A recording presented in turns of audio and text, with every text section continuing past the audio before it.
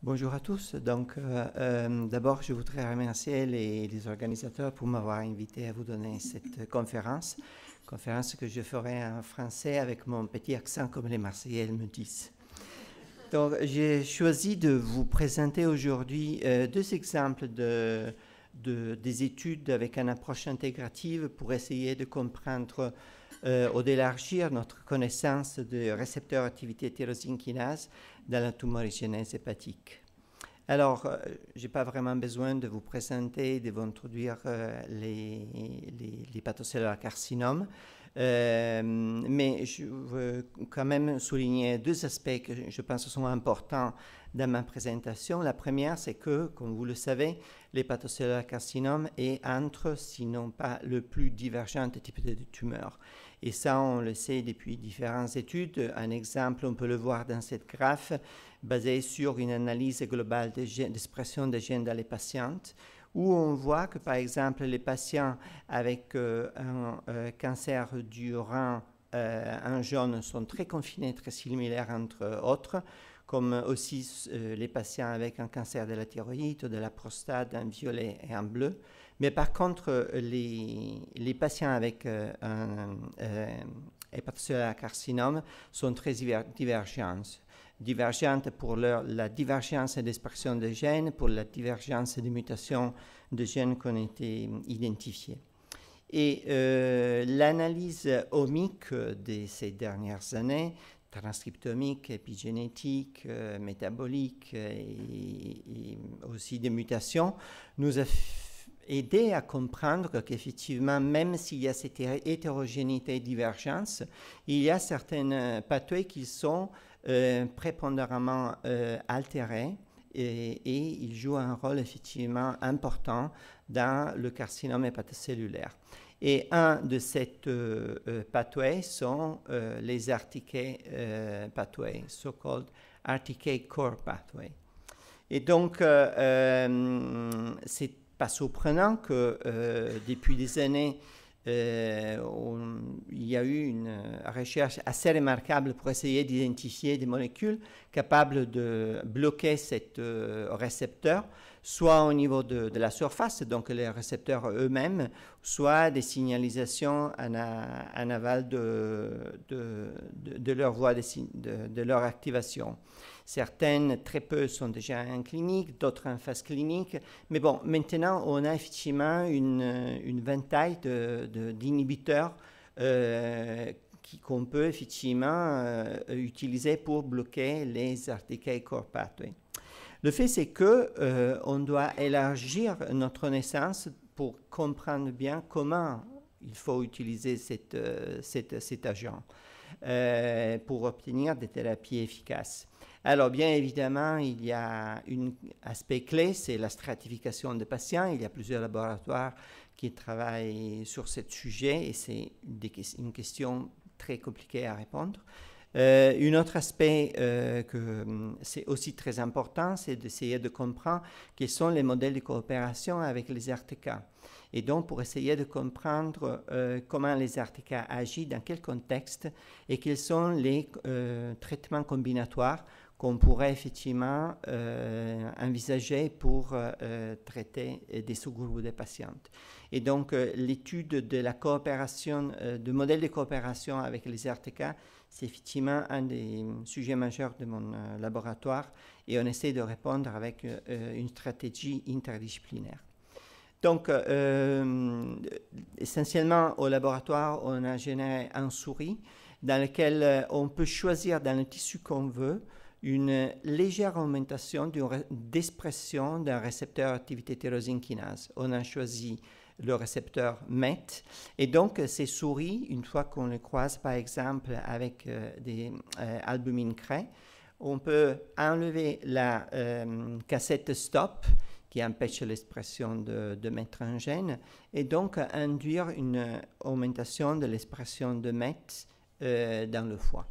Et alors, il y a certaines caractéristiques de cette modèle, entre autres deux essentielles que je veux souligner. La première, c'est que cette augmentation, c'est environ 3 fois l'endogène, donc ce n'est pas une overexpression qu'on peut voir dans certains contextes où il y a des amplifications ou des expressions très fortes d'une oncogène. Donc c'est une altération subtile. Et la deuxième chose, c'est qu'on a utilisé la forme sauvage du récepteur parce qu'on ne voulait pas faire un modèle de oncogène MET. On n'était pas intéressé à ce sujet-là. On était intéressé à voir quelle est la résilience versus la sensibilité des tissus à une augmentation légère d'un récepteur activité tyrosine kinase. Donc, quand cette augmentation s'avère dans le foie, et ce n'est pas le cas dans la majorité des tissus dans lesquels il y a une forte résilience des tissus à cette légère augmentation, on voit qu'au bout du temps, les souris forment des tumeurs. Et c'est assez remarquable de voir que dans les souris âgées, on atteint à 80% des souris dans lesquelles on détecte des carcinomes hépatocellulaires, un ou plusieurs. Donc ici, dans ces graphes, vous voyez, chaque dot correspond à une souris avec certaines qui ont plusieurs carcinomes hépatocellulaires. Donc, ce modèle est un modèle qui a une relevance clinique pour une série des aspects. Entre autres, on modélise aussi une activation de MET qu'il est observé dans environ 50% des patients CHC. Et deuxième chose, à travers des études moléculaires, on a trouvé effectivement que le type d'hépatocellulaire carcinome modélisé par ces souris, ça correspond à carcinome hépatocellulaire proliferative progenitos pour une augmentation de marqueurs de proliférateurs et de progéniteurs. Donc, très récemment, on a mis au point un modèle d'imaging basé sur Photon Counting Microcomputed Tomography. Je ne veux pas traduire ça en français. Et on a utilisé ce système pour imager au bout du temps nos souris afin de faire des études longitudinales d'imaging. Donc, on a fait des études sur une période de 3 mois pour suivre la formation des tumeurs et leur évolution au bout du temps, essayer de comprendre quelle est la dynamique, quelle est l'hétérogénéité dans les différents types de tumeurs. Et on a aussi utilisé ce système pour évaluer l'efficacité de certains traitements anticancéreux en combinant des drogues qu'on avait publiées précédemment et voir la régression des tumeurs endogènes et le remodeling dans le microenvironnement de la tumeur. Donc, si vous êtes intéressé à cet aspect-là, n'hésitez pas à venir à me parler. Donc, alors, je vous montre 2 exemples, je vous disais, 2 exemples des études intégratives qu'on a fait. Le premier, c'est pour répondre à une question assez simple, c'était d'essayer de comprendre quels sont les modèles de coopération avec les RTK qui sont à la base de la formation de la tumeur dans le foie. Donc, au stade vraiment très précoce de la tumorigénèse dans le foie, quels sont les mécanismes qui coopèrent avec les RTK pour initier un phénomène tumoral. Et donc, on a essayé de répondre à cette question en faisant un criblage, en utilisant le Sleeping Beauty Transposon Mutagenesis. Donc, le rationnel, c'était très simple. On a un modèle dans lequel il y a une augmentation du niveau d'expression de récepteurs activité tyrosine kinase, et on sait qu'au bout du temps, ce contexte génétique induit à la formation de tumeurs dans le foie. Donc, si dans ce contexte, on fait un criblage mutagénèse, on peut effectivement accélérer la formation de tumeurs et les résultats pourront effectivement être intéressants pour essayer de comprendre quels sont les coopérateurs, les gènes coopérateurs avec les RTK.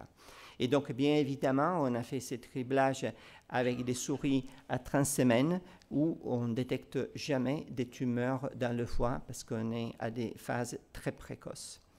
Donc, on a utilisé 248 tumeurs Et on a identifié, avec une série des séquençages et des études, 200 et des analyses de statistiques, 275 gènes potentiellement impliqués dans le cancer. Sur la base de certains critères que je n'ai pas le temps de vous détailler, on était capable de prévoir certains entre ces gènes qu'on a identifiés, ceux qui probablement ont une fonction comme un suppresseur de tumeurs, et d'autres, une trentaine, qui probablement ont une activité oncogène. Donc, la première question qu'on s'est posée, évidemment, c'était est-ce que ces gènes, ces listes de gènes qu'on a trouvées, sont relevantes, ont une importance dans la pathologie humaine. Et donc, on a fait une série d'études comparatives avec des données des patients. Et je vous montre un exemple. Donc, on a utilisé les données transcriptomiques de 371 patients HCC et on a analysé si effectivement les tumeurs, les gènes qu'on a prévoit être des tumeurs suppresseurs étaient réduites dans leur expression, niveau d'expression. Et donc, comme vous pouvez voir dans cette graphe, chaque point correspond à un patient. Vous pouvez voir qu'effectivement, la majorité de gènes prévus avoir un rôle de suppresseur de tumeurs sont effectivement downrégulés dans les patients CHC. La même chose pour les oncogènes, c'est encore même plus remarquable peut-être, dans le sens que pratiquement tous les gènes qu'on a identifiés sont effectivement surexprimés au moins dans 10% des patients CHC. Donc ça a effectivement conforté l'importance de cette gène et de cette découverte. Donc, une découverte remarquable et complètement inattendue pour nous, au moins, c'était que quand on a regardé tous ces gènes, on a essayé un peu de comprendre quel rôle, quelle place ils ont dans les fonctions cellulaires. On a trouvé effectivement une divergence assez remarquable. Il y a certains gènes qui sont impliqués dans la signalisation, d'autres dans le métabolisme, dans les modifications de la chromatine, dans l'ubiquitination, dans le cycle cellulaire. Donc, on a vraiment une large caractéristique des fonctions cellulaires couvertes par cette gène. Et ça, c'était un peu différent d'une autre étude qui était faite avec le même système dans un background hepatitis B transgénique, dans lequel la majorité, ou disons préférentiellement les gènes identifiés, étaient des gènes impliqués dans des processus métaboliques. Donc, on s'est dit, mais on a fait l'hypothèse que peut-être avec les récepteurs activité tyrosine kinase, il y a une divergence, une variété de modèles de coopération au stade initial de la tumorigénèse. Et donc, on a essayé de tester cette hypothèse en choisissant différents gènes qui appartiennent à chacune de ces catégories. On s'est focalisé sur le suppresseur de tumeurs et on a ciblé ce suppresseur de tumeurs pour voir si effectivement cette divergence, on pouvait la prouver fonctionnellement. Alors, comment on a fait ça? On a généré des hépatocytes immortalisés. Alors, soit des hépatocytes immortalisés avec un niveau d'expression de MET augmenté, ou soit des hépatocytes immortalisés avec un niveau d'expression de MET sauvage. Et ensuite, on a, avec la technique shRNA, on a ciblé une quinzaine de candidats censés être suppresseurs de tumeurs. Et on a testé la capacité tumorale des cellules, des hépatocytes immortalisés avant et après cette réduction d'expression des gènes candidats. Donc, on a fait plusieurs études et aujourd'hui, je vous montre seulement les résultats avec des xénogreffes dans les nude mice. Donc, dans ces graphes, chaque point correspond à un souris. Et comme vous pouvez voir, dans le contrôle, Les contrôles sont les hépatocytes immortalisés avec un niveau d'expression de MET augmenté. Ces cellules ne sont pas tumorales. Mais une fois qu'on réduit le niveau d'expression de différents suppresseurs de tumeurs qu'on a testés, sauf le dernier, vous voyez que cette réduction d'expression de suppresseurs de tumeurs confère une activité, une capacité tumorale. Et donc, ces cellules, une fois qu'elles sont injectées dans des souris nudes, forment des tumeurs. Donc, ça, c'est un peu la preuve, effectivement, que non seulement ces gènes sont fonctionnels, mais ces gènes sont avec une capacité et des fonctions cellulaires très différentes, sont effectivement capables d'interagir avec une augmentation de récepteurs activité tyrosine kinase pour induire de la tumorigénèse. Et néanmoins, on a montré en utilisant les hépatocytes immortalisés sauvages, c'est-à-dire avec un niveau contrôle de MET, que cette réduction d'expression de cette tumeur suppresseur n'était pas suffisante pour induire la tumorigénèse. Donc, vous voyez bien dans cet exemple qu'il y a différents suppresseurs de tumeurs qui sont effectivement capables, une fois qu'ils sont réduits dans leur niveau d'expression, d'induire de la tumorigénèse à la condition qu'il y a un niveau d'expression de récepteurs activité tyrosine kinase augmenté. Donc, je pense que l'ensemble de ces résultats montre comme une légère augmentation de niveau d'expression d'un récepteur activité tyrosine kinase sauvage permet de générer un contexte très particulier dans lequel il y a différents types de dérégulation de gènes qui sont impliqués, qui sont capables d'initier le tumeur dans le foie. Et donc, je pense que c'est une étude intéressante aussi pour le sens que c'est un exemple de comment une analyse imbiaisée des données d'un screening, ça nous a effectivement permis de pas seulement identifier une liste de gènes fonctionnellement impliqués dans le cancer, mais aussi de comprendre, commencer à élargir un petit peu notre connaissance de comment les récepteurs activité tyrosine kinase doivent agir avec d'autres acteurs dans les cellules cancéreuses, tout en sachant que les modifications qu'on a trouvées sont aussi présentes dans les patients CHC.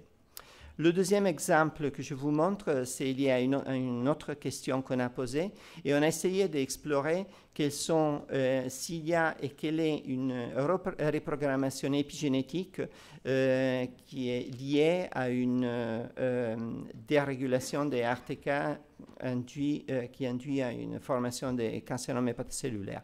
Et donc, pour répondre à cette question, on a fait des analyses de méthylome et de transcriptome en combinant toujours les données obtenues avec notre modèle Murin, avec les données disponibles chez les patients CHC. Donc, l'approche était très simple. On a essentiellement pris des tumeurs de nos souris et des contrôles, donc des foies contrôles, et on a analysé la méthylation de l'ADN génomique en se focalisant sur les îlots CPG. Et aussi, en même temps, on a analysé le niveau d'expression des gènes. On a combiné cette information. Et après, on a comparé cette information avec les informations qu'on a obtenues à partir des données des patients CHC. Et donc, là, je vous montre vraiment très synthétiquement les messages clés. Qu'est-ce qu'on a trouvé d'une manière complètement inattendue? C'est que quand on a analysé les gènes hyperméthylés, hypométhylés, surexprimés ou dérégulés, je n'arrivais pas à faire fonctionner. Ah, voilà. Il y a un enrichissement des gènes qui sont hyperméthylés et surexprimés, que c'était vraiment pas attendu du tout parce qu'on va allier effectivement une hyperméthylation à une régulation négative des gènes. Mais on a compris un peu plus quand on a regardé où cette hyperméthylation était présente. Et effectivement, cette hyperméthylation n'était pas présente dans les promoteurs, que d'ailleurs ils étaient hypométhylés, donc dans un contexte actif. Cette hyperméthylation des gènes surexprimés était présente essentiellement dans les 5' UTR, ou dans le gene body.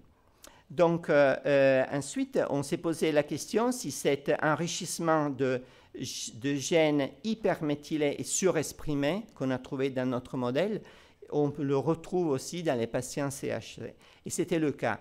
Environ, même plus de 50% des patients qu'on a analysés grâce au fait qu'il y avait des données méthylome et transcriptome, on a trouvé effectivement, vous le voyez à gauche, un enrichissement des gènes qui sont hyperméthylés et surexprimés.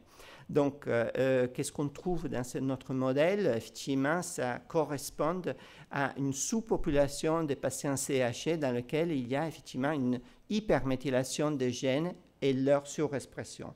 On s'est posé la question, quelle est la caractéristique moléculaire de cette patiente?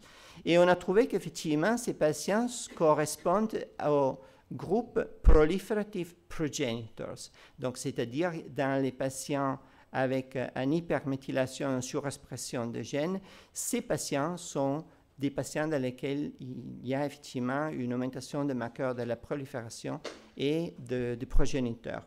Et ça correspond tout à fait, encore une fois, à un autre modèle dans lequel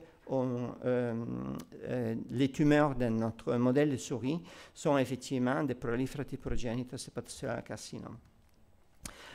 Donc, si on regarde les différents gènes qu'on a trouvés surexprimés et hyperméthylés dans nos souris, mais aussi qu'ils le sont dans les patients, en faisant des analyses bioinformatiques, on trouve des enrichissements de certaines pathways qui sont tout à fait logiques dans un contexte de cancer. Donc, on trouve le MAP kinase pathway impliqué dans le cycle cellulaire, dans le focal addition, et so on. Et en regardant un peu plus près cette liste, on retrouve certains gènes qui sont, depuis un moment, bien connus être des oncogènes. Vous le voyez ici en vert. Donc, on a décidé de corroborer cette hypothèse, de voir effectivement ces gènes surexprimés grâce au fait qu'ils sont hyperméthylés, est-ce qu'ils sont effectivement oncogènes dans un contexte de CHC. Et donc, on a choisi autres gènes pour lesquels on ne savait pas grand-chose, pas du tout, et on a décidé de réduire leur niveau d'expression dans les cellules CHE, et on a montré effectivement que ces gènes aussi sont des oncogènes, et chacun apporte une contribution dans la propriété tumorale des cellules CHC. Donc, le deuxième message de ma présentation, c'est que qu'est-ce qu'on a trouvé avec cette étude omique, c'est que pour un sous-groupe de gènes dans les cellules CHC, ces gènes sont exprimés et leur expression est cohérente avec le fait que les promoteurs est hypométhylé, donc dans son statut actif. Mais cette surexpression corrèle avec une hyperméthylation des îlots CPG dans le corps génique, qui au contraire, dans les cellules contrôle, ces gènes, ils ne sont pas exprimés, même si les promoteurs sont potentiellement actifs parce qu'ils sont hypométhylés, mais leur absence d'expression, ça corrèle avec une absence d'une hyperméthylation dans le gene body. Donc, je pense que cet exemple montre comment une interprétation de résultats des approches omiques nous a permis d'identifier un nouveau mécanisme qui assure une augmentation dans le dosage et l'augmentation d'un niveau d'une set de oncogènes qui sont fonctionnellement impliqués dans des propriétés tumorales des cellules cancéreuses. Donc, je m'arrête là et je voudrais remercier les membres de mon équipe et en particulier ceux en rouge qui sont s'étaient particulièrement impliqués dans ces études. Aussi Fabrice Dayan pour des études de bioinformatique qu'on a fait. Je souhaite aussi remercier les collaborateurs à Marseille, à l'IBDM, en France et ailleurs. Et je vous remercie pour l'attention.